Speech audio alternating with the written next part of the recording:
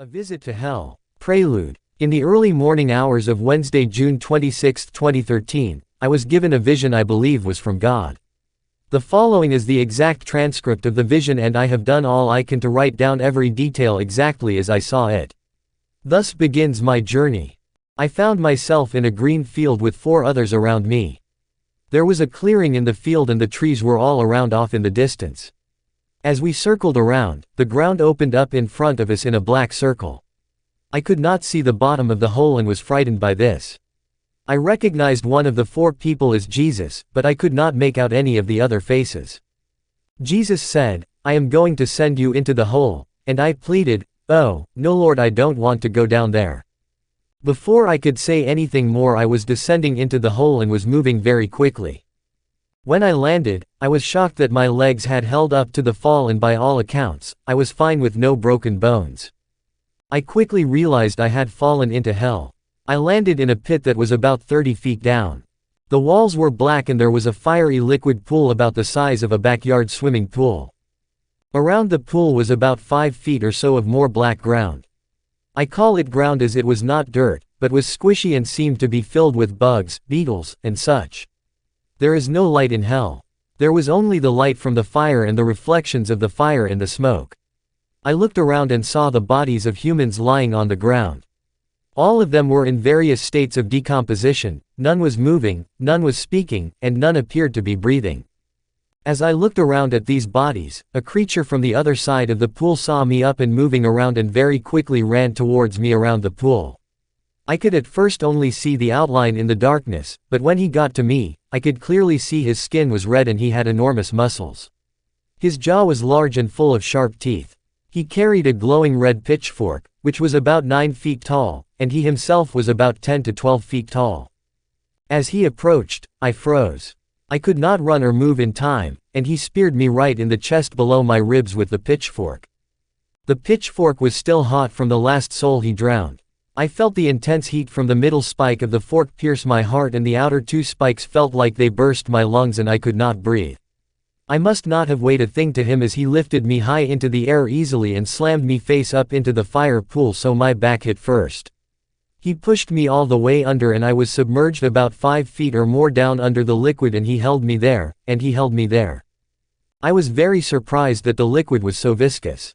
The consistency was like that of water but had the appearance of thick lava. It was extremely hot and I knew I was in big trouble now.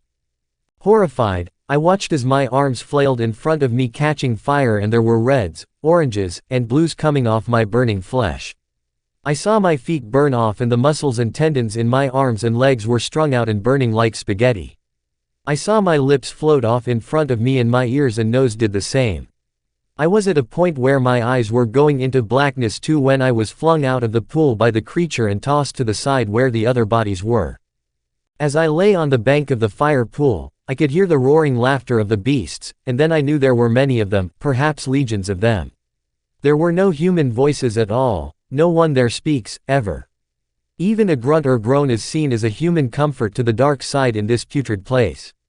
If such is heard, the creatures either pierce the lungs again with the pitchfork and move on, or go ahead and dunk you again.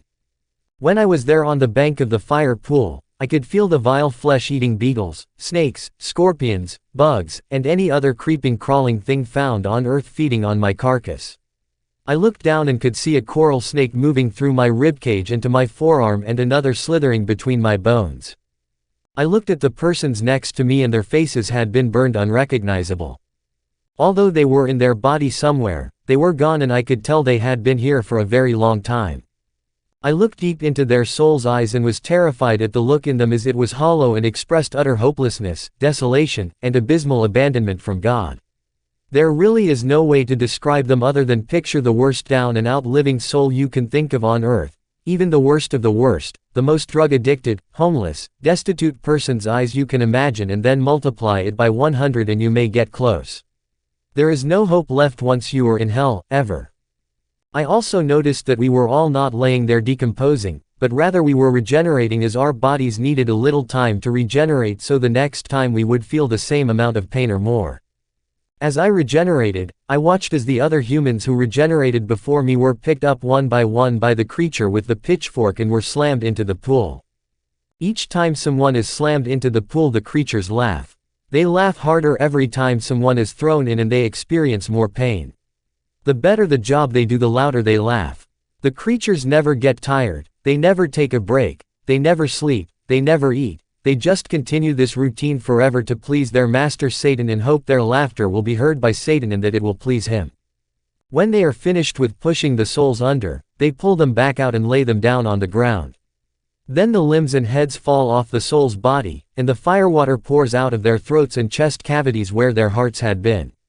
The firewater spills out of the bodies all over the banks and sometimes pours down onto the other souls laying there regenerating.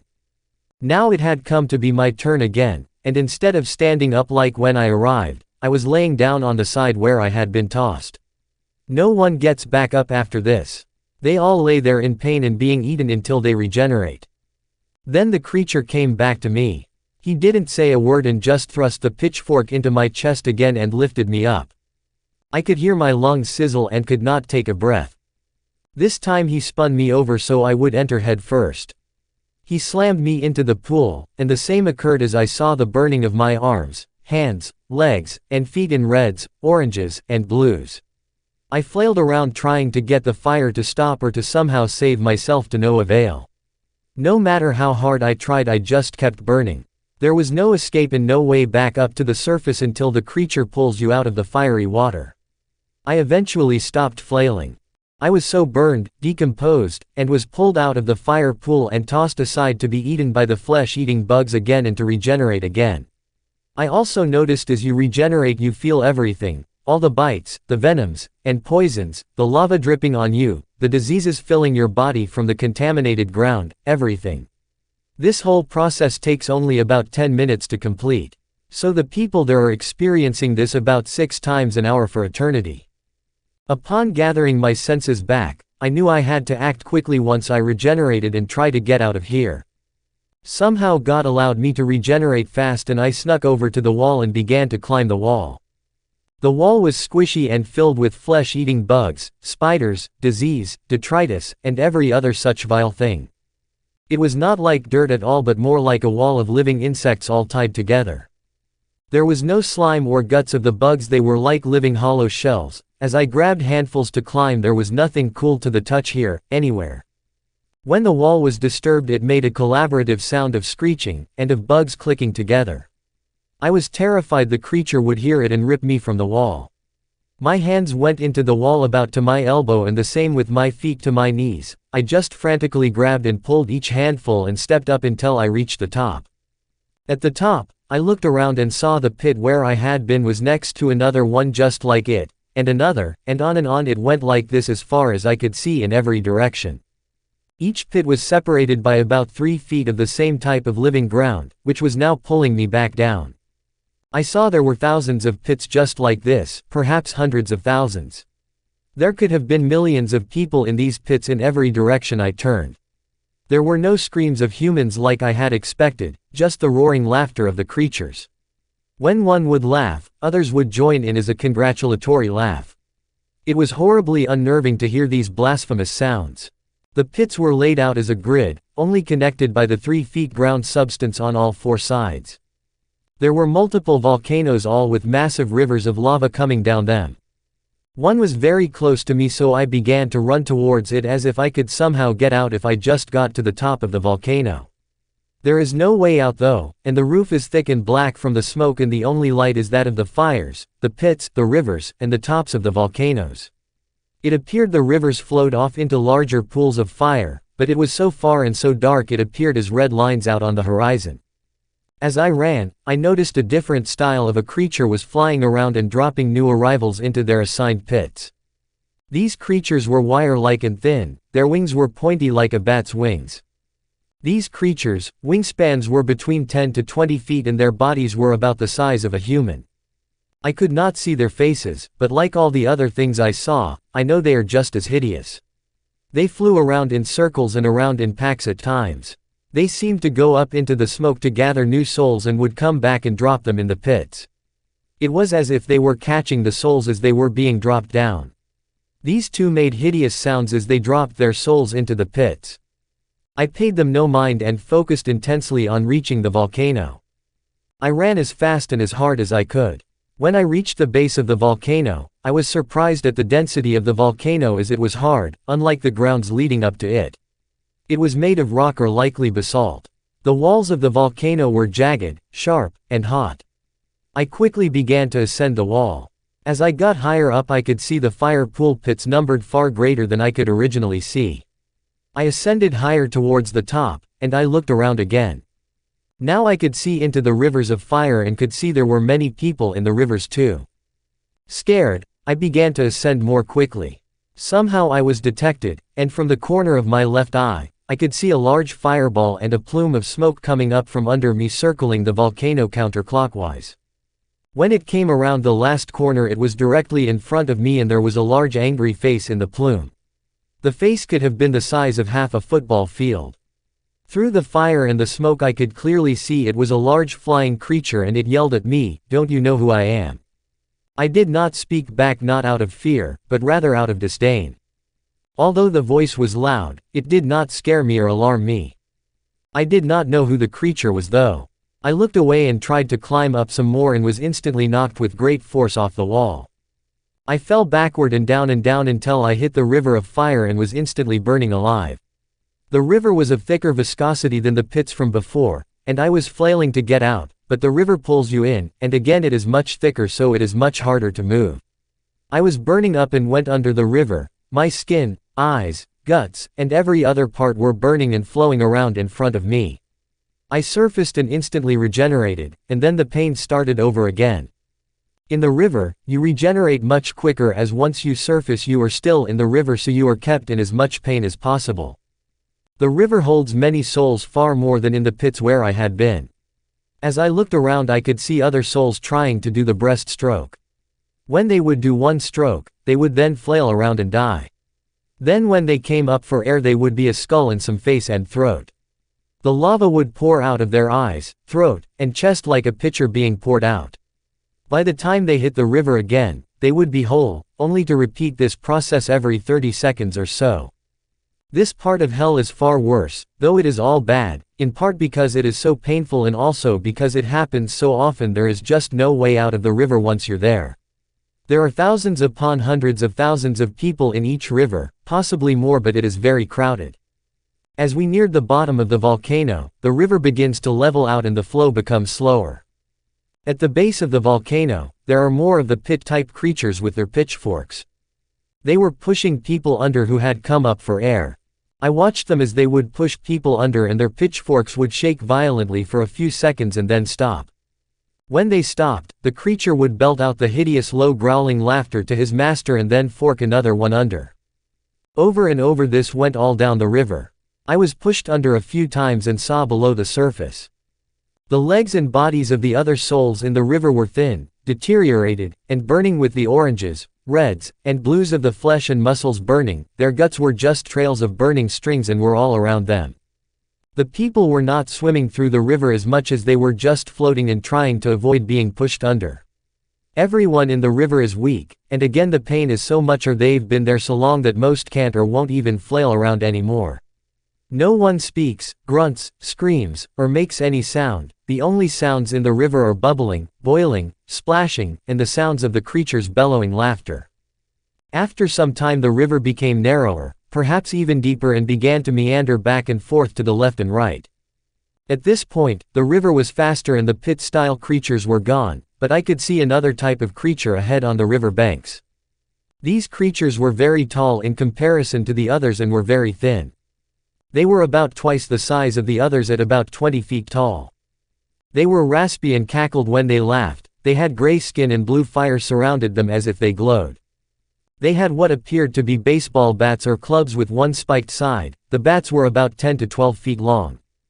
The people in front of me I could see were being hit each in the head by the creatures, then they would sink under the river only to surface again and quickly regenerate. This was the only time I heard any advisory voice, and it told me twice to stay in the middle. I quickly moved towards the middle of the river and could see the new line of creatures hitting the souls around me in the head. Their heads would crack open like melons, some would be hit by the curved side and others were hit by the spiked side which went through both sides of their heads.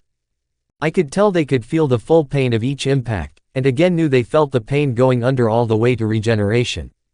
These beasts kept the same cackling laughter up as did the ones before them. Like the creatures before them, they needed no rest, no food, no sleep, and never took a break. They had only one purpose in existence: to make those fallen souls feel pain, forever. I was thankful that I passed through this zone without being hit. The eyes of those souls in this portion of the river were the same as the other parts, completely desolate, bleak, and abandoned from all things good. The souls in the river had the most hollow, distraught, hopeless eyes, as that seemed to say they knew they were here forever. We had finally left the tall creature section and the river became wider, and there were many more souls in this portion. Many were trying to do the breaststroke again and would come up and fling the lava around with their heads as they came up to regenerate. For some, the lava poured out of their eyes, noses, and mouths, and others would try to rise up and it would come out of their midsection, leaving a glowing red empty carcass.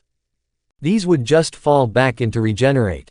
The river went on like this for a while and was thick and slow. We came to a bend in the river and I saw what looked to be an opening to my left. I made my way to the opening, which was a collection of rocks in a circle formed like a window. Outside the window, I could see we were high up in a cave on a mountain looking out, and I saw blue skies and green trees below. I reached out to touch the window, and when I did, the window disappeared. It was back to the blackened wall, only illuminated by the river's flow. I was then pulled from the river and found myself back at the start of the river at the base of the volcano. I was so deeply saddened by this, it was as if part of my own soul had been left behind. I was scared now, that I may not be able to get out. I went the entire course of the river again and felt all the pain over and over again as I tried to swim or exit. I went through the 10-foot-tall red creatures and was pushed under many times. I went through the 20-foot-tall burning blue-type creatures and stayed in the middle and was not hit. We got to the point in the river where it slowed way down, and I believe we were getting close to the large pool, which now seemed more like a blackened fire ocean than a pool. At this point, I could not take any more, as I had been burned up and drowned in rivers of fire for too long. I had been yelled at by a demon and watched people falling from the sky into fire pits while flying creatures snatched them up in midair.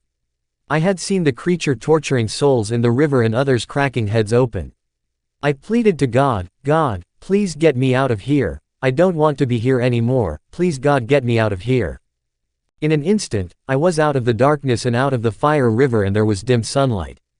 My eyes needed to adjust, but I was on solid ground and I tried to look around and saw Jesus was with me. Jesus was holding my right elbow and was helping to hold me up. With my left hand, I covered my eyes to shield them from the wind and light. I could feel a hot wind all around me and there was black smoke all around. There were no birds, no cars, no horns, no sirens, no telephone poles, no street signs, and no sound at all but the wind. I looked and saw there were no buildings anywhere and nothing was over 3 feet high.